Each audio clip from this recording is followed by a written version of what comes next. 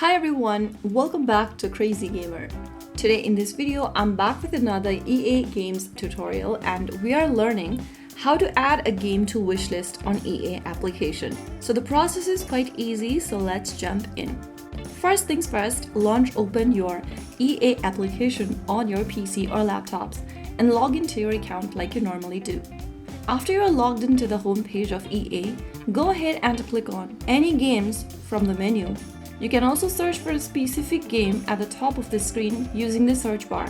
Once you find the game you would like to add to your wish list, go ahead and select the game, and then you'll see a little heart icon right underneath the game. Click on the heart icon underneath each game you want to add to your wish list. Now you have successfully added the game to your wish list. Whenever you want to view your wish list, you can select the wishlist tab from the top and your added game will be displayed on the page.